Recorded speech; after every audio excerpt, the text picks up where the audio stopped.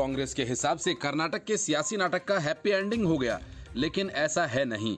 गांधी परिवार के दबाव के कारण डीके शिवकुमार फिलहाल मान गए और डिप्टी सीएम बनने को तैयार हो गए, लेकिन असली खेल आगे होना है। कर्नाटक की जीत के बाद कांग्रेस ऐसे फुदक रही है मानो देश ही जीत लिया हो। कांग्रेस ने कर्नाटक तो 2013 में भी जीता था, लेकिन 2014 में मोदी मैजिक के आगे कांग्रेस तिनके की तरह उड़ गई। 2018 में भी कर्नाटक में कांग्रेस ने ही सरकार बनाई, तब वहां विपक्षी दलों का शक्ति प्रदर्शन भी हुआ।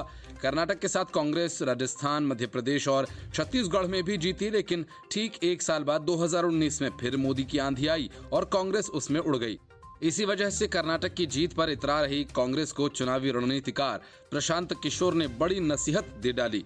पीके ने कहा कि कांग्रेस इसे 2024 लोकसभा चुनाव की जीत न समझे।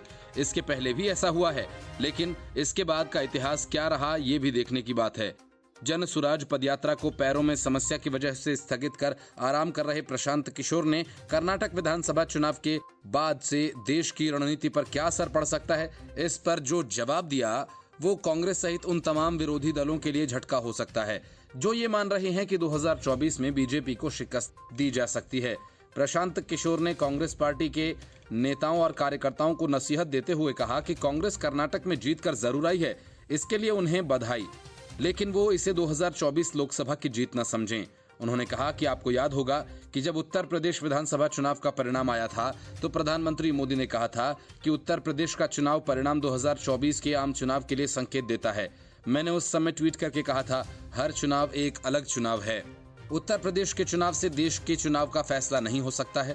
प्रशांत किशोर कहते हैं, आपको याद होगा कि साल 2012 में यूपी में समाजवादी पार्टी जीत कर आई थी, लेकिन 2014 के लोकसभा चुनाव में बीजेपी को उत्तर प्रदेश के लोगों ने 80 में से 73 लोकसभा की सीटों पर जीत दिलाई। पिछले चुनावों की बानगी देते हुए पीके ने कहा कि कर्नाटक विधानसभा के लिए 2013 में हुए चुनाव में कांग्रेस जीत कर आई। उसके एक साल बाद ही 2014 में आम चुनाव में बीजेपी सबसे अधिक लोकसभा की सीटें जीत कर आई।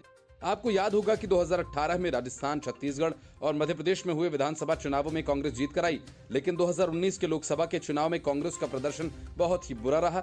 इसलिए कांग्रेस का या अन्य पार्टियों को भी बता रहा हूं कि देश में हर चुनाव एक अलग चुनाव होता है। Bureau report, news of India. Ashok Gehlot Delhi में बैठे रहे और सचिन पायलट राजस्थान की सड़कों पर धूल फांकते रहे। कांग्रेस चुनाव जीत गई और पिछले दरवाजे से अशोक गहलोत जयपुर जाकर सीएम बन बैठे। सचिन पायलट को डिप्टी का झुनझुना थमा दिया गया था। उसके बाद क्या हुआ था ये किसी से छिपा नहीं है। कर्नाटक में भी कुछ वैसा ही हुआ। 3 साल तक सिद्धरमैया आराम फरमाते रहे और डीके कांग्रेस को लेकर संघर्ष करते रहे। कांग्रेस जीत गई और फिर वही राजस्थान वाली कहानी। सिद्धरमैया को सीएम की कुर्सी थमा दी गई और न चाहते हुए भी डीके शिवकुमार को डिप्टी सीएम की कुर्सी चिपका दी गई। वजह गांधी परिवार की सियासत रही जो ज्यादा वफादार और कम महत्वाकांक्षी को पसंद करती है। अशोक गहलोत और सिद्धरमैया ऐसे ही नेता हैं, जबकि सचिन पायलट और डीके शिवकुमार ज्यादा महत्वाकांक्षी हैं। खैर, सिद्धरमैया के नाम का ऐलान हुए कुछ ही घंटे हुए कि डीके शिवकुमार कैंप ने पहला बम फोड़ दिया। ये काम किसी दूसरे ने नहीं बल्कि उनके ही भाई डीके सुरेश ने किया, जिससे साफ है कि कांग्रेस का फैसला डीके शिवकुमार को मंजूर नहीं है। डीके शिवकुमार ने फैसले के बाद कहा कि उन्होंने पार्टी के व्यापक हित पर फैसले को स्वीकार कर लिया है। उन्होंने कहा कि पार्टी आलाकमान ने फैसला लिया है कि उनके भाई डीके सुरेश ने कर्नाटक के मुख्यमंत्री पद पर सिद्धरमैया का नाम फाइनल होने पर अपनी नाराजगी जाहिर की है। उन्होंने कहा कि वह और शिवकुमार के चाहने वाले कांग्रेस आलाकमान के इस फैसले से खुश नहीं हैं। कर्नाटक कांग्रेस अध्यक्ष डीके शिवकुमार के भाई और कांग्रेस नेता डीके सुरेश पार्टी महासचिव केसी वेणुगोपाल के आवास पर पहुंचे। उन्होंने मीडिया से बात की और कहा वह और कर्नाटक कांग्रेस के चीफ शिवकुमार के चाहने वाले चाहते थे कि शिवकुमार सीएम बने, लेकिन ऐसा नहीं हुआ। डीके सुरेश ने कहा कि मुझे नहीं लगता कि मैं पूरी तरह से खुश हूं, मगर कर्नाटक के हित के लिए पार्टी और डीके शिवकुमार और सभी को ये स्वीकार करना होगा। हम कर्नाटक के हित में अपनी प्रतिबद्धता को पूरा करना चाहते थे, इसलिए डीके शिवकुमार को स्वीकार करना पड़ा। भविष्य में हम देखेंगे, अभी एक लंबा रास्ता तय करना है। काश डीके शिवकुमार के लिए सीएम पद का फैसला होता, लेकिन ऐसा नहीं हुआ। हम इंतजार करेंगे और देखेंगे। मतलब साफ है कि सीएम न बन पाने का मलाल डीके शिव कुमार के मन में बरकरार है। जो जख्म उन्हें कांग्रेस ने दिया वह भविष्य में नासूर बनेगा। केसी वेणुगोपाल के आवास पर जाते वक्त शिव कुमार से जब ये पूछा गया तो उन्होंने सिर्फ इतना कहा कि उन्होंने पार्टी के व्यापक हित में फैसले को स्वीकार किया है। लगातार 3 दिन तक बैक टू बैक मीटिंग्स करने के बाद कांग्रेस अध्यक्ष मल्लिकार्जुन खड़गे ने सिद्धरमैया को शीर्ष पद दिया। शिव कुमार को अपना डिप्टी बनाकर कर्नाटक के मुख्यमंत्री को लेकर चल रहे सस्पेंस को खत्म कर दिया। Bureau Report, News of India. Tihar में सत्येंद्र जैन का दिल बहलाने के लिए सेल में 2 कैदियों को भेजने वाले जेल के सुपरिटेंडेंट राजेश चौधरी का दिल्ली शराब घोटाला से कनेक्शन सामने आया है। शराब घोटाला मामले में चौधरी के खिलाफ छापेमारी और पूछताछ भी की जा चुकी है। वजह ये कि जिस समय ये घोटाला वाली नीति लागू की गई थी उस वक्त राजेश चौधरी एक्साइज डिपार्टमेंट के असिस्टेंट कमिश्नर थे। उनके खिलाफ भी प्रवर्तन निदेशालय ने कार्रवाई करते हुए छापेमारी और पूछताछ की थी। सत्येंद्र जेल की सेल में जेल प्रशासन को बिना बताए कैदियों को शिफ्ट करने के बाद चौधरी का ट्रांसफर जेल नंबर 1 में करा दिया गया। सूत्रों का कहना है कि हमारे रिकॉर्ड्स के मुताबिक पिछले साल 5 नवंबर को राजेश चौधरी के घर पर भी रेड मारी गई थी। उसी वक्त मनीष सिसोदिया के पर्सनल असिस्टेंट और केस से जुड़े अन्य अधिकारियों के यहाँ भी छापेमारी हुई थी और इसी दौरान राजेश चौधरी से भी ईडी ने पूछताछ की थी।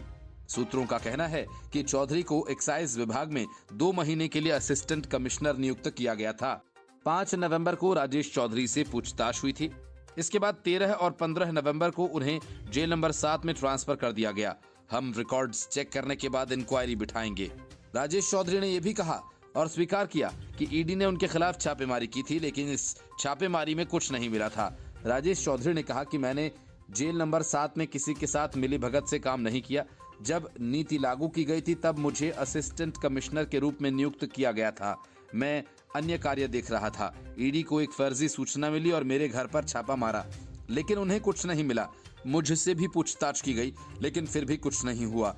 तब से मुझे ईडी ने कभी नहीं बुलाया और न ही केस में मुझे नामित किया। उन्होंने सत्येंद्र जैन को जेल में सुविधा देने के आरोपों पर पलटवार करते हुए कहा कि पिछले साल जब मेरा जेल नंबर 7 में ट्रांसफर किया गया था तो मैंने जैन के खिलाफ शिकायत दर्ज की थी, क्योंकि उन्होंने मुझे और मेरे अधिकारियों को धमकी दी थी। उन्होंने कहा कि उन्हें इस बात की जानकारी नहीं है और फिर इस मामले में कोई कार्रवाई की गई या नहीं। राजेश चौधरी पर आरोप लगा कि उन्होंने सत्येंद्र जैन की मांग पर उनकी सेल में 2 कैदियों को शिफ्ट किया और इसके बाद इसके बारे में जेल प्रशासन को कोई जानकारी तक नहीं दी। सत्येंद्र जैन ने कहा था कि उन्हें अपनी सेल में अकेलापन और डिप्रेशन महसूस हो रहा है, इसलिए उनकी सेल में कुछ और कैदियों को भी शिफ्ट कर दिया जाए। चौधरी पर यह भी आरोप है कि उन्होंने जैन को बाहर का खाना, मालिश के लिए कैदियों को भेज और उनकी सेल में अतिरिक्त कुर्सियां एवं गद्दे समेत अन्य सुविधाएं भी मुहैया करवाई। जैन की सेल से कई वीडियोस लीक होने के बाद पिछले दिसंबर में जांच शुरू की गई थी। जेल महानिदेशक संजय बेनीवाल ने कहा कि चौधरी ने कैदियों को शिफ्ट करते समय उचित प्रक्रिया का पालन नहीं किया। Bureau Report, News of India. Congress ने जैसे तैसे कर्नाटक के सीएम पद के लिए सिद्धरमैया के नाम का ऐलान तो कर दिया, लेकिन इसके फैसले से डीके शिव कुमार खुश नहीं हैं और अब जी परमेश्वर भी इस फैसले के खिलाफ खुलकर सामने आ गए हैं। मतलब ये कि सीएम की कुर्सी पर बैठकर सिद्धरमैया के लिए आने वाले दिन मुश्किलों भरे होंगे।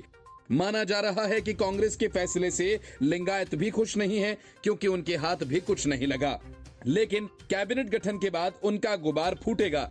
इसके पहले कांग्रेस महासचिव केसी वेणुगोपाल ने कहा कि कांग्रेस पार्टी ने सिद्धरमैया को सीएम बनाने का फैसला किया है। डीके शिव कुमार डिप्टी सीएम होंगे। राज्य में एक ही डिप्टी सीएम होगा और डीके 2024 लोकसभा चुनाव तक कर्नाटक के प्रदेश अध्यक्ष बने रहेंगे।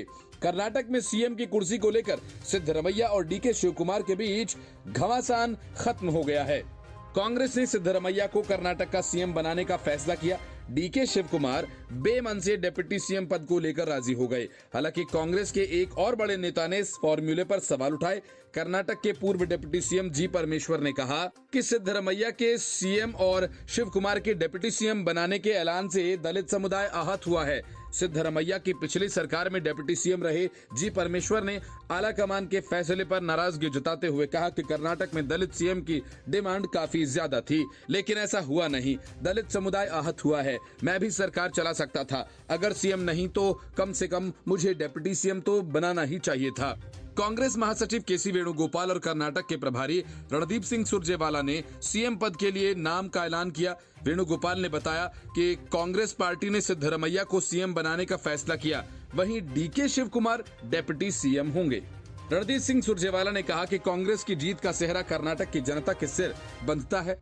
राहुल गांधी, प्रियंका गांधी, मल्लिकार्जुन खड़गे समेत सभी नेताओं ने कड़ी मेहनत की। ये सामूहिक नेतृत्व की जीत है। उन्होंने कहा कि हमारे दोनों नेता सीएम बनने के काबिल हैं, दोनों प्रदेश को अच्छा चला सकते हैं, लेकिन सीएम के तौर पर एक का नाम तय करना है, इसलिए सिद्धरमैया मुख्यमंत्री और डीके शिव कुमार उप मुख्यमंत्री होंगे। Bureau Report, News of India. Bihar में बिना किसी वैधानिक अधिकार के बिहार में जातीय जनगणना करवाने पर तुले नीतीश कुमार और तेजस्वी यादव को सुप्रीम कोर्ट ने तगड़ा झटका दे दिया। पटना हाई कोर्ट की तरफ से जातीय जनगणना पर लगाई गई रोक के खिलाफ सुप्रीम कोर्ट पहुंची नीतीश सरकार को सुप्रीम कोर्ट ने राहत देने से इनकार कर दिया और हाई कोर्ट के फैसले पर रोक से इनकार कर दिया। अब इस मामले की अगली सुनवाई 14 जुलाई को होगी। मामले की सुनवाई के लिए सीजेआई डीवाई चंद्रचूड़ की ओर से 2 सदस्यीय बेंच का गठन किया गया था। इस बेंच में जस्टिस अभय एस ओका और जस्टिस राजेश बिंदल शामिल थे। पिछली सुनवाई में इस बेंच में शामिल जस्टिस संजय करोल ने खुद को मामले की सुनवाई से अलग कर लिया था और इसके बाद नई बेंच गठित की गई थी। बिहार में राज्य सरकार द्वारा कराई जा रही जातीय जनगणना पर 4 मई को पटना हाई कोर्ट ने अंतरिम रोक लगा दी थी। हाई कोर्ट ने राज्य सरकार से कहा कि वह जातीय जनगणना को रोके और ये सुनिश्चित करे कि पहले से ही एकत्र किए गए डेटा को सुरक्षित रखा जाए। हाई कोर्ट ने मामले की अगली सुनवाई के लिए 3 जुलाई को तारीख निर्धारित की है। हाई कोर्ट के इस फैसले को नीतीश सरकार ने सुप्रीम कोर्ट में चुनौती दी थी। बिहार सरकार ने अपनी याचिका में कहा था कि जातीय जनगणना पर रोक से पूरी कवायद पर प्रतिकूल प्रभाव पड़ेगा। बिहार सरकार का ये कहना है कि कुछ जिलों में जातीय जनगणना का 80% से अधिक सर्वे कार्य पूरा कर लिया गया है। राज्य सरकार की ओर से दायर याचिका में कहा गया, चूंकि पटना हाई कोर्ट ने स्पष्ट कर दिया कि राज्य सरकार के पास जातिगत जनगणना कराने का वैधानिक अधिकार नहीं है, इसलिए इन याचिकाओं पर 3 जुलाई को सुनवाई करने का कोई कारण नहीं। कार्यपालिका को जातीय जनगणना कराने का अधिकार नहीं है, ये बात कोर्ट ने अपने अंतरिम आदेश में स्पष्ट की है। Bureau Report, News of India. 3 दिन तक थिएटर्स में चलने के बाद ममता बनर्जी ने अचानक द केरला स्टोरी को दिखाए जाने पर प्रतिबंध लगा दिया और इस मामले में सुप्रीम कोर्ट ने ममता बनर्जी की मनमानी पर रोक लगा दी और पश्चिम बंगाल में द केरला स्टोरी पर लगे बैन को खत्म कर दिया। मतलब कि अब बंगाल के लोग भी द केरला स्टोरी देख सकेंगे। मुख्य न्यायाधीश डीवाई चंद्रचूड़ ने बंगाल सरकार से कहा कि शक्ति का प्रयोग संयम से किया जाना चाहिए। फिल्म को एक जिला विशेष पर प्रतिबंधित किया गया था, लेकिन पूरे राज्य में नहीं। जनता की भावनाओं को नियंत्रित करना सरकार का विशेषाधिकार है। फिल्म पर प्रतिबंध नहीं लगाया जा सकता। मुख्य न्यायाधीश डीवाई चंद्रचूड़ ने कहा कि राज्य की शक्ति का प्रयोग अनुपातिक होना चाहिए। किसी भी प्रकार की असहिष्णुता को बर्दाश्त नहीं किया जा सकता, लेकिन अभिव्यक्ति की आजादी का मौलिक अधिकार किसी के भी भावना के सार्वजनिक धारणा के आधार पर निर्धारित नहीं किया जा सकता। भावनाओं के सार्वजनिक प्रदर्शन को नियंत्रित करना होगा। आपको ये पसंद नहीं है तो इसे मत देखो। पश्चिम बंगाल में द केरला स्टोरी फिल्म पर बैन लगाने के मामले पर आज सुप्रीम कोर्ट में सुनवाई हुई। वरिष्ठ वकील हरीश साल्वे ने कहा कि फिल्म के टीजर जिसमें 32,000 लड़कियों को निशाना बनाए जाने वाली बात कही गई थी, उसे हटा लिया गया है। केरल स्टोरी ने भी फिल्म पर रोक लगाए जाने को लेकर इनकार कर दिया था।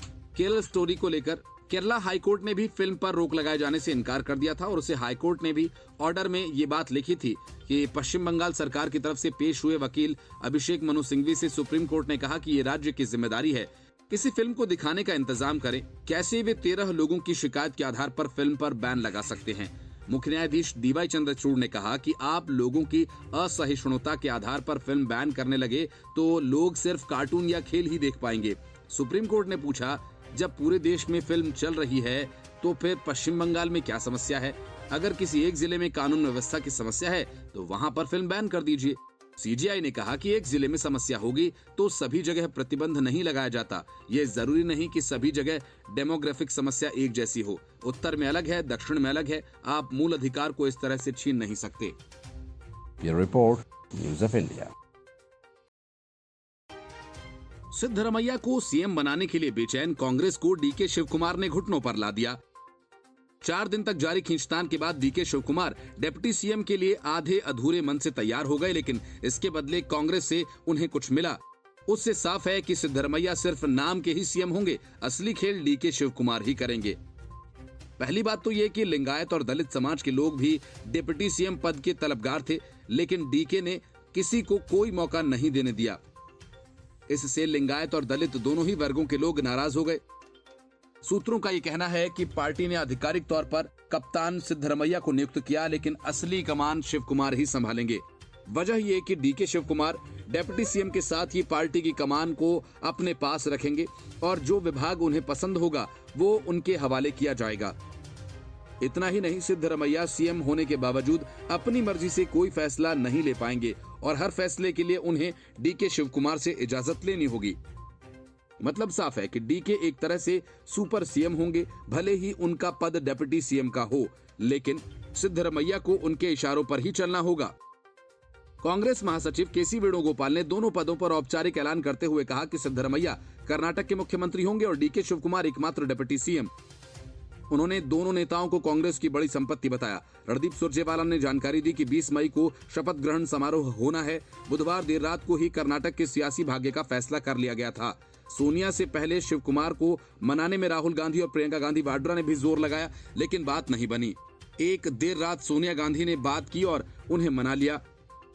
कांग्रेस ने साफ कर दिया कि राज्य में कोई भी फैसला उनकी मर्जी के बिना नहीं लिया जाएगा। यहां तक भी कहा गया कि सिद्धरमैया को भी शिव कुमार से चर्चा के बिना कोई फैसला लेने की इजाजत नहीं होगी। इसके अलावा शिव कुमार को उनकी पसंद के मंत्रालय भी दिए जाएंगे। साथ ही 2.5 सालों के बाद उन्हें सीएम बनाने की बात भी सामने आई है। लगभग 4 दिन से कांग्रेस नेता अध्यक्ष मल्लिकार्जुन खड़गे के आवास पर कर्नाटक फॉर्मूले पर चर्चा कर रहे थे। शिव कुमार मुख्यमंत्री के अलावा कोई भी पद लेने को तैयार नहीं थे, लेकिन अंत में उन्होंने हामी भर दी। शिव कुमार का कहना है कि हमारी कांग्रेस पार्टी की कर्नाटक के लोगों के प्रति प्रतिबद्धता है। आम चुनाव आ रहे हैं, ऐसे में मुझे पार्टी अध्यक्ष और गांधी परिवार के सामने झुकना होगा। उन्होंने कहा कि कभी कभी तनाव खत्म होना चाहिए और बातचीत शुरू की जानी चाहिए। अंत में कर्नाटक के लोगों के प्रति हमारी जिम्मेदारी है और हमें उसे पूरा करना होगा। Bureau Report, News of India.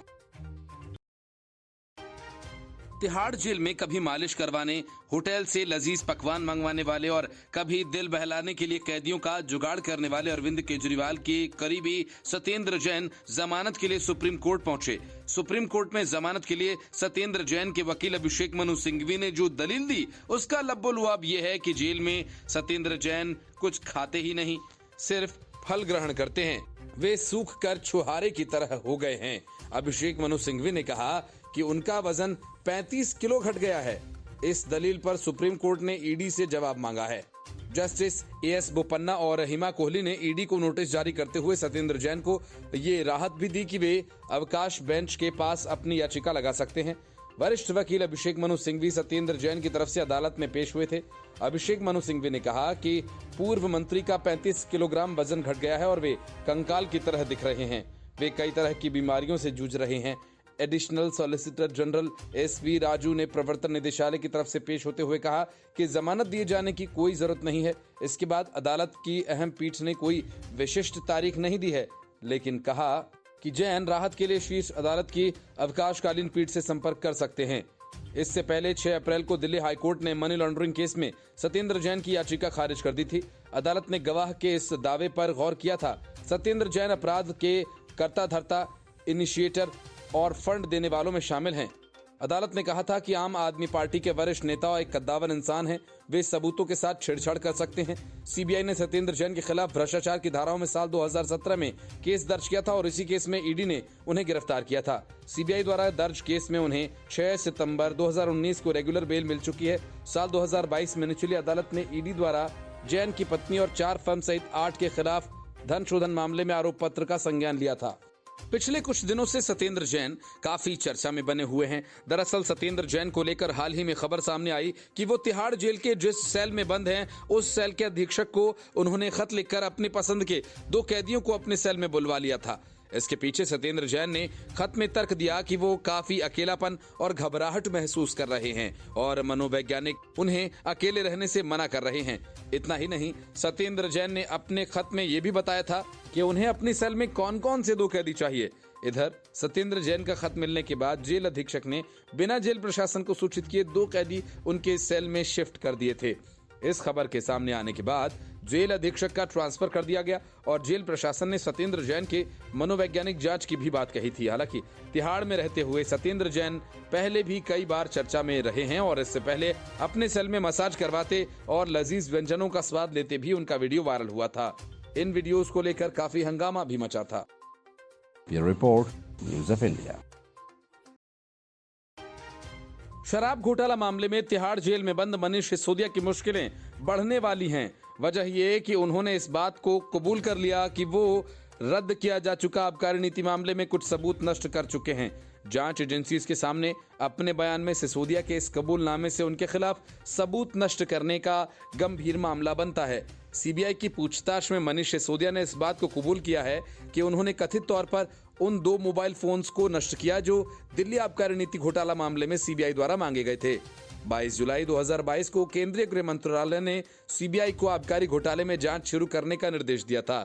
सूत्रों ने दावा किया कि उसी दिन से सिसोदिया ने नया मोबाइल फोन इस्तेमाल करना शुरू कर दिया और नया हैंडसेट ले लिया। मामले की जांच के दौरान सीबीआई को पता चला कि सिसोदिया 1 जनवरी 2020 से 19 अगस्त 2022 के बीच 3 अलग अलग मोबाइल फोन्स का इस्तेमाल कर रहे थे। 19 अगस्त 2022 को जांच एजेंसीज ने तलाशी अभियान चलाया और सिसोदिया के कब्जे से एक ही फोन जब्त किया। सूत्र ने कहा, हमें बाद में पता चला कि सिसोदिया के कब्जे से जब्त किए गए मोबाइल फोन का इस्तेमाल उन्होंने 22 जुलाई 2022 से करना शुरू किया था। ये वही तारीख थी जब गृह मंत्रालय ने हमें आबकारी मामले में जांच शुरू करने का निर्देश दिया था। पूछताछ के दौरान सिसोदिया ने कथित तौर पर जांच एजेंसी के सामने मना कर दिया कि उन्होंने 2 मोबाइल फोन नष्ट किए थे। एक सूत्र ने सिसोदिया के हवाले से कहा कि इससे पहले मैं 2 सेल फोन इस्तेमाल कर रहा था जो नष्ट हो गए हैं। सूत्र ने कहा कि 2 मोबाइल फोन्स के मामले में सिसोदिया को सीआरपीसी की धारा 91 का नोटिस दिया गया था और जवाब में उन्होंने इसे स्वीकार किया। चार्जशीट के हवाले से सूत्रों ने कहा कि पॉलिसी से संबंधित आपत्तिजनक सबूत वाले हैंडसेट को जानबूझकर नष्ट करना सिसोदिया के खिलाफ एक और गंभीर मामला है। सिसोदिया फिलहाल हिरासत में हैं और उनकी कई जमानत याचिकाएं अदालत ने खारिज कर दी हैं। Bureau Report, News of India.